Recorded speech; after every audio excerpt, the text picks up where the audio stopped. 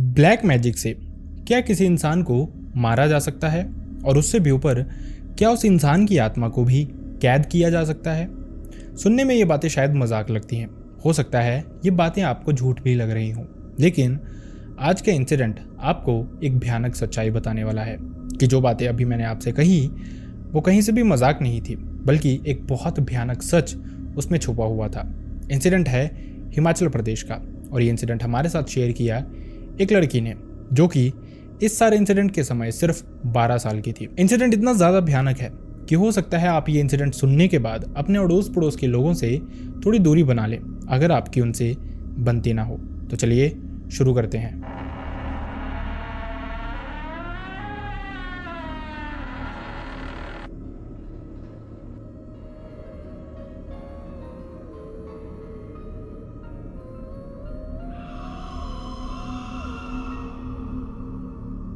Hi and welcome back everyone. First of all thank you so much हमारी videos को इतना प्यार देने के लिए।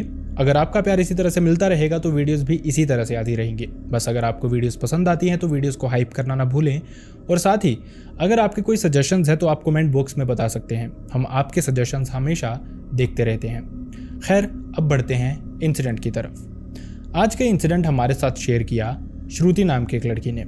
श्रुति ने बताया ये इंसिडेंट उन्हीं की फैमिली के साथ हुआ था 2002 में, जब श्रुति की उम्र सिर्फ 12 साल थी। श्रुति ने बताया कि इस इंसिडेंट के दौरान उनकी फैमिली में उनके अलावा 4 और लोग रहते थे, जिसमें श्रुति के माता पिता, उसके दादा और उनका एक छोटा भाई भी था। खैर, सब कुछ अच्छा था जिंदगी में। श्रुति ने बताया इस दौरान ही, मतलब इस इंसिडेंट से 1-1.5 साल पहले ही, उसके जो दादा थे वो भी रिटायर आए हुए थे। जिंदगी काफ़ी अच्छी चल रही थी, सब कुछ नॉर्मल था। ये फैमिली एक हैप्पी फैमिली थी।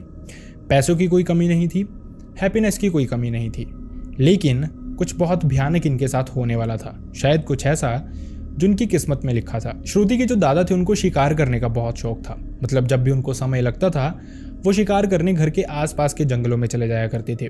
इसी तरह की उनकी रूटीन थी। उनकी वाइफ की डेथ हो गई थी कुछ साल पहले, शायद उसी वजह से वो अकेले थे और उनके पास यही एक टाइम पास था। यही वो ऑलमोस्ट रोज शाम को करने जाते थे। इसी तरह का एक दिन था जब कुछ बहुत भयानक होता है। श्रुति के दादा इसी तरह से जंगल में गए हुए थे शिकार के लिए। हल्की हल्की शाम भी होनी शुरू हो गई थी। उनको एक जंगली मुर्गा दिखाई देता है। उसका पीछा करते करते वो जंगल के अंदर जाने लगते हैं बिना आवाज़ किए, और वो इंतज़ार कर रहे थे कि शायद वो थोड़ी देर कहीं रुकेगा। उसी का वो वेट कर रहे थे। देखते देखते वो मुर्गा भागता रहता है जंगल के अंदर अंदर। वो भी उस मुर्गे के पीछे पीछे ही जंगल के अंदर ही जा रहे थे। लिटरली वो एक ऐसी जगह पे पहुंचते हैं जहाँ पे हर तरफ जंगल था, और ये मुर्गा उनको कहीं भी दिखाई नहीं दे रहा था। वो बहुत ज़्यादा फ्रस्ट्रेटेड हो चुके थे इस सबसे, और अब वो चाहते थे किसी भी तरह से इस मुर्गे को मारना। इसी के चलते जहाँ पे वो खड़े थे वहाँ पे एकदम सन्नाटा था। ना कोई आवाज़, ना कोई इंसान, ना कोई जानवर।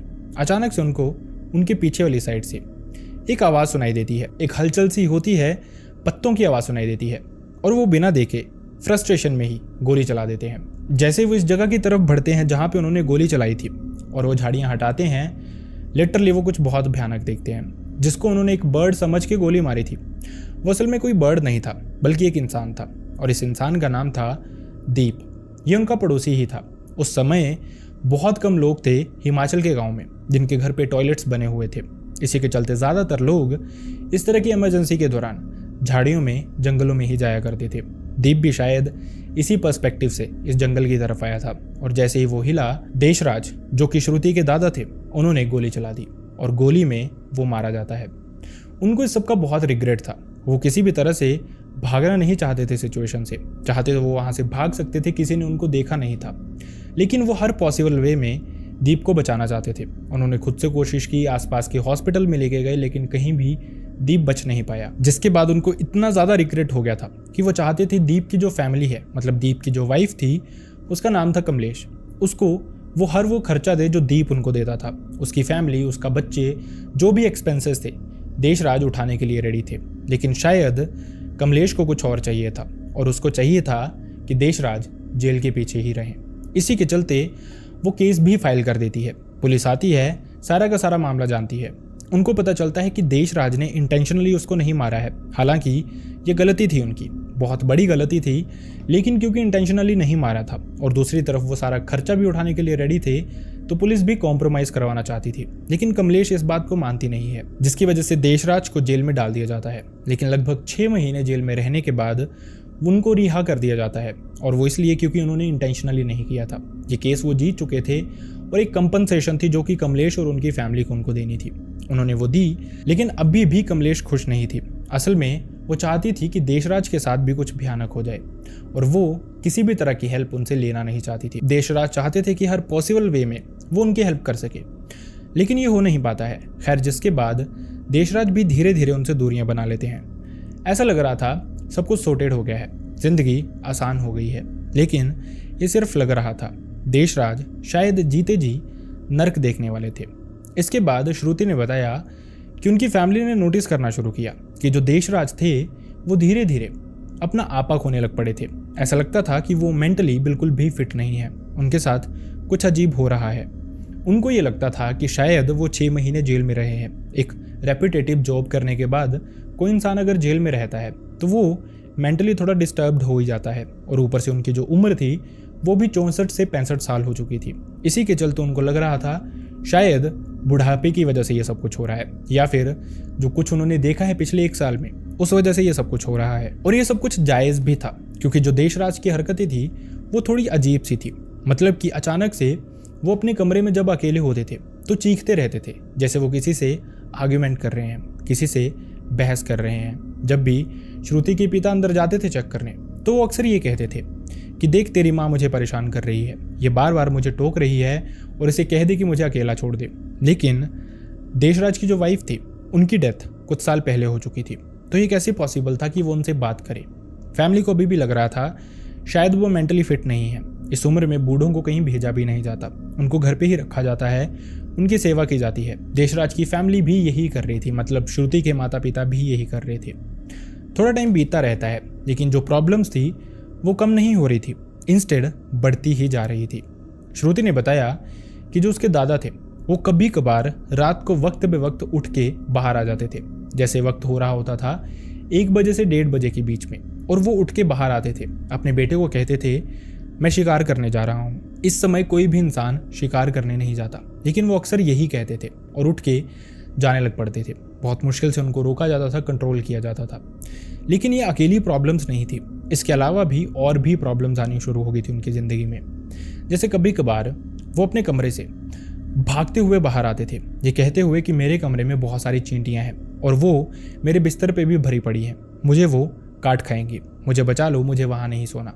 जब कोई देखने जाता था उनके कमरे में तो कुछ भी नहीं होता था, कोई नामो निशान नहीं होता था, और ये टाइम फ्रेम भी इतना ज़्यादा नहीं होता था कि चींटियां वहाँ से निकल जाएं। मतलब कि मेंटली उनके साथ कुछ प्रॉब्लम्स हो रही थी। इसी के चलते देशराज के बेटे और बहू ने उनको बहुत चेक करवाना शुरू किया आसपास के हॉस्पिटल्स में, लेकिन कहीं से भी रिकवरी नहीं हो रही थी।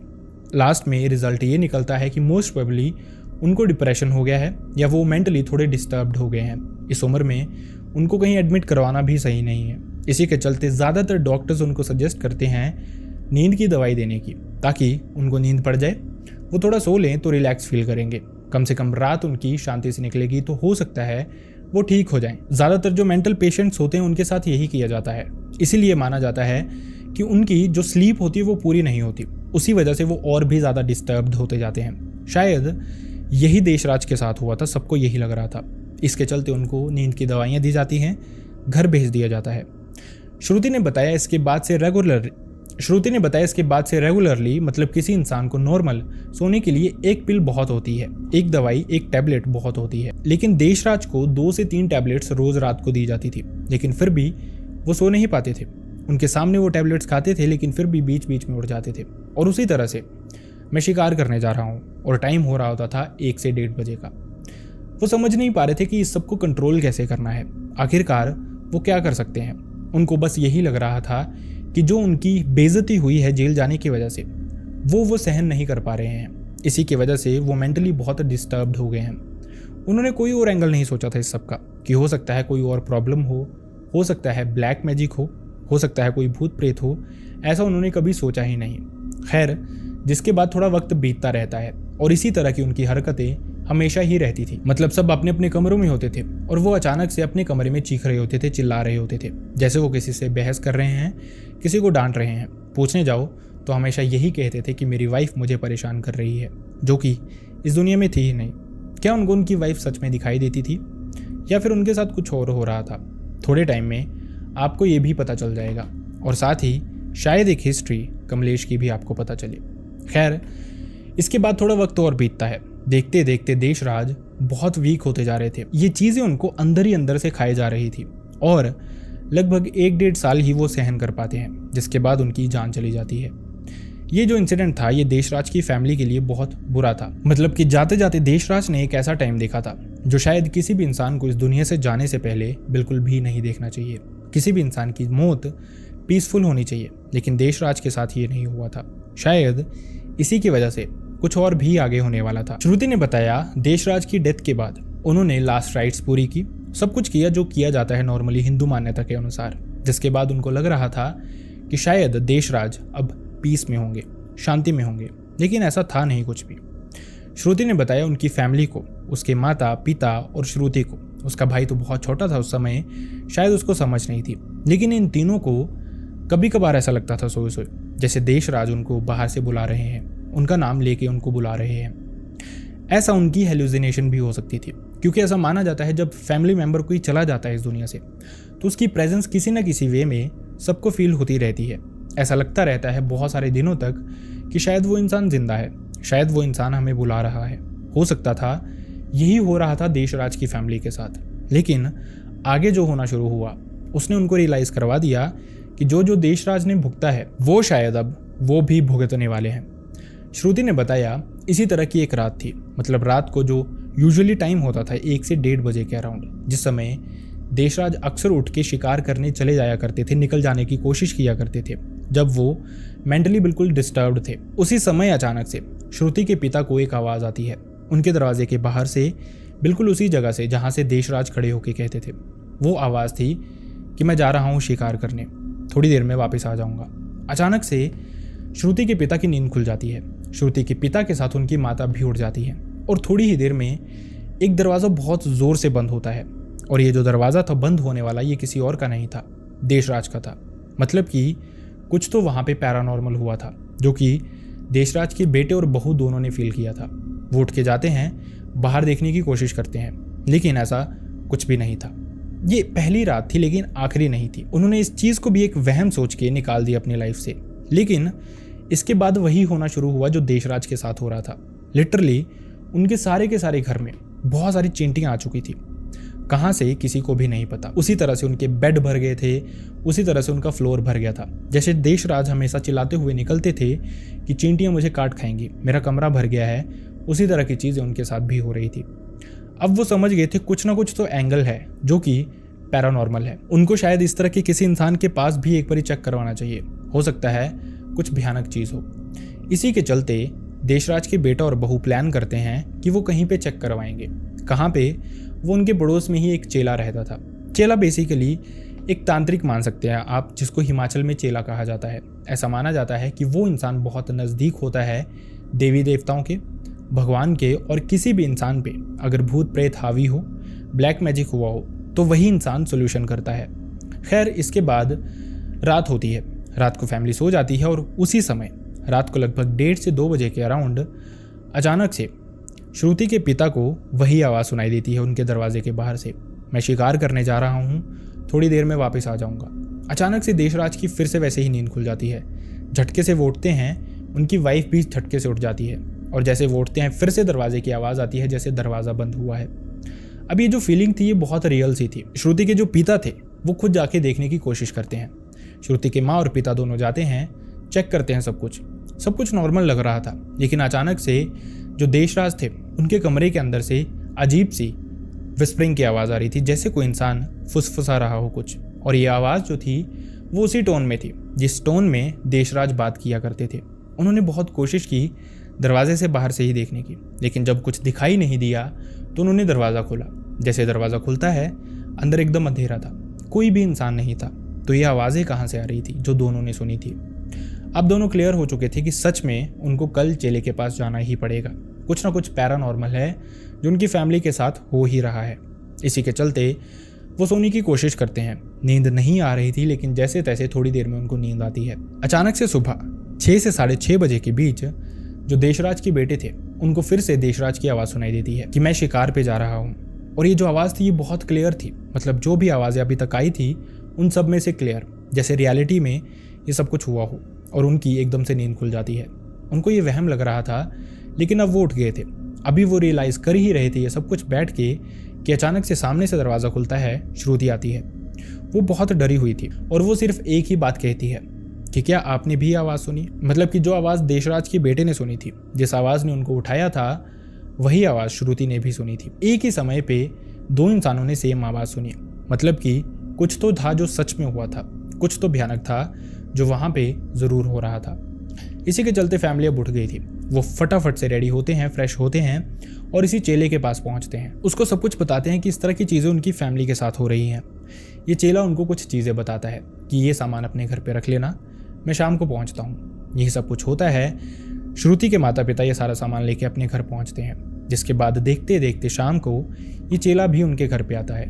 पहले वो उनके घर के सराउंडिंग कुछ करता है, फिर फैमिली मेम्बर्स को कुछ करता है, उनके हाथ पे डोरी बांधता है, थोड़ी थोड़ी देर सबको बैठाता है अपने पास, जिसके बाद वो कहता है कि मुझे देशराज के रूम में ले चलो। बिना देरी किए ये सब के सब देशराज के रूम में जाते हैं, जहाँ पे ये चेला थोड़ी देर बैठता है, इसके चारों कोनों में जाके कुछ करता है और वापस से फैमिली के पास आता है। फिर कहता है कि क्या तुम लोगों ने इस कमरे की सफाई की थी? अब श्रुति की माँ उनको बताती हैं कि नॉर्मल जो सफाई होती है वो करते रहते हैं, झाड़ू पोछा चलता रहता है। इसके अलावा बहुत डीपली उन्होंने सफाई नहीं की। कभी कभार इन चीज़ों का टाइम नहीं लगा, तो कभी वो अलग ही भसड़ में फंसे हुए थे, जो कि पिछले कुछ दिनों से उनकी फैमिली के साथ चल रही थी, जिसके चलते ये चेला इस सारी फैमिली को देशराज के कमरे में लेके जाता है। देशराज के बेटे को वो कहता है कि ये जो गद्दे उनके बेड पे बिछाए हुए हैं, इनको उठाओ। अब ये बात उनको सुनने में थोड़ी वियर्ड लगी थी। वो समझ नहीं पा रहे थे कि ये इंसान कहना क्या चाह रहा है। फिर भी उन्होंने उस चेले की बात सुनी और श्रुति के पिता ये गद्दे हटाते हैं। लेकिन जैसे वो गद्दे हटाते हैं, वो बहुत ही ज़्यादा शॉक्ड थे। वो देखते हैं गद्दों के नीचे बहुत सारी कीलें पड़ी हुई थी, नेल्स पड़ी हुई थी, और उनकी जो टिप थी उस पर लाल रंग का कुछ लगा हुआ था, पेंट या फिर ब्लड। ये चीज़ बहुत भयानक थी। ये चेला कहता है कि इसी चीज़ से ब्लैक मैजिक हुआ था। देशराज की मौत नेचुरल नहीं थी या फिर उनको कोई पागलपन नहीं था, बल्कि उन पे ब्लैक मैजिक किया गया था, जिस वजह से वो धीरे धीरे ख़त्म हो गए। और आप जानते हैं ये कौन कर सकता है? फैमिली का ध्यान सीधा जाता है कमलेश पे, क्योंकि उसकी जो पहले की फैमिली थी उनकी हिस्ट्री रही थी ब्लैक मैजिक की। ऐसा मानते थे उनके गांव में कि जो दीप था उस पर भी उन्होंने ब्लैक मैजिक कर लिया था, मतलब कि उसको उन्होंने अपने अधीन ही कर लिया था पूरी तरह से। वो पूरे गांव में ना किसी से बातचीत करता था ना कुछ, और शादी से पहले वो इंसान बहुत सॉर्टेड था, हर घर में जाता था। अब वो लिटरली समझ चुके थे कि आखिरकार हुआ क्या था। लेकिन ये चेला सामने से बताता है, क्योंकि जो देशराज थे उनकी मौत अनटाइमली हुई थी, और ऊपर से जो ब्लैक मैजिक जो मारण क्रिया उन पर की गई थी, उस वजह से जो उनकी आत्मा थी उसको भी छुटकारा नहीं मिल पा रहा है। और इसी के चलते वो इसी घर में रह रही है, उसी तरह से जिस तरह से वो जिंदा होते रह रही थी। वो सब चीज़ें कर रही है जो वो जिंदा होते करती थी। इसी वजह से आपको वही हरकतें फील हो रही हैं यहाँ पे। अपने सराउंडिंग कभी आवाज़ें सुनाई देना या फिर कभी कभार उसी समय पे शिकार पे चले जाना। एंड ट्रस्ट मी गाइज, जिस फैमिली के ऊपर ये बीत रही थी उस फैमिली की क्या हालत हो रही होगी ये आप भी समझ सकते हैं, मैं भी समझ सकता हूँ। ये सब कुछ बहुत भयानक था।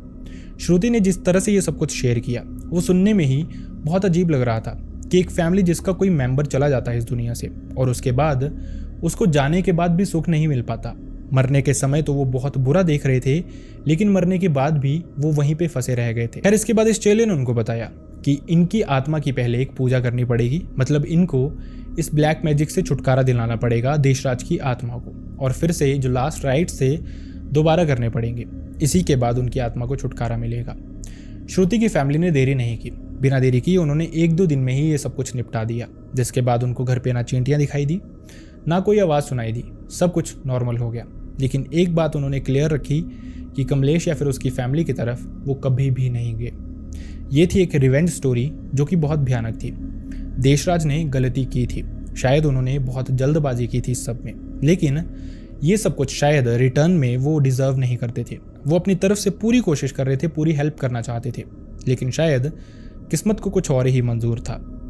खैर, आई रियली होप आपको ये वीडियो पसंद आया हो एंड इस वीडियो से आपको कुछ सीखने को भी मिला हो। अगर वीडियो पसंद आया हो तो वीडियो को लाइक करना ना भूलें, चैनल को सब्सक्राइब करना ना भूलें। एंड अनफॉर्चुनेटली मैं चाहता नहीं किसी के साथ भी ऐसा कोई भी इंसिडेंट हुआ हो, लेकिन अगर आपके साथ आपके किसी रिलेटिव, नोन, भाई बहन, फ्रेंड या फिर नेबर किसी के साथ भी ऐसा कोई भी इंसिडेंट हुआ है जो आप चाहते हैं मैं यहाँ पे नरेट करूँ, लोगों तक पहुँचाऊँ, तो आप मेरी मेल आईडी या फिर इंस्टाग्राम दोनों पे मुझसे शेयर कर सकते हैं। दोनों का लिंक आपको मेरे डिस्क्रिप्शन बॉक्स में मिल जाएगा। So see you next time in next video. Bye bye.